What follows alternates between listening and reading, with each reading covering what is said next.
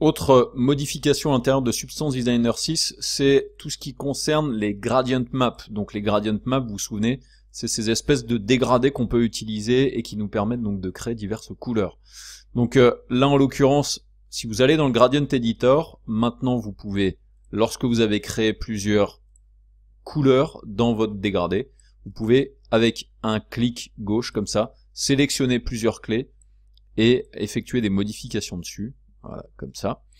Il y a aussi une chose que vous pouvez faire, c'est avec plusieurs clés sélectionnées, vous pouvez faire une modification aussi des couleurs.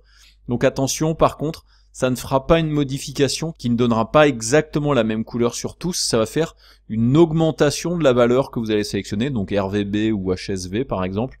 Donc il additionnera ou il réduira en fait la couleur. Donc là, comme j'avais un dégradé de couleurs, eh bien forcément ça ne fera pas tout à fait les mêmes couleurs. Par contre, si au départ je crée une clé effectivement à 194 ou je crée une clé à 120, une clé à 120, une clé à 120, celle-là pareil, je la sélectionne, je fais une clé à 120, une clé à 120, une clé à 120, comme ça, je sélectionne ces deux-là. Là, si je fais une modification sur deux clés qui ont exactement la même couleur, on voit que ça fait la modification sur les deux en même temps.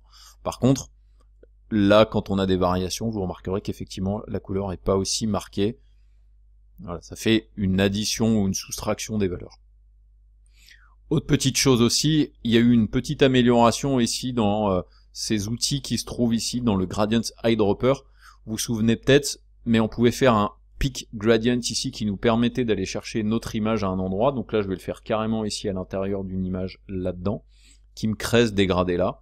Et bien là, vous avez la précision du gradient que vous allez pouvoir modifier pour avoir quelque chose d'un petit peu plus simple au niveau du dégradé, ça peut être plus pratique.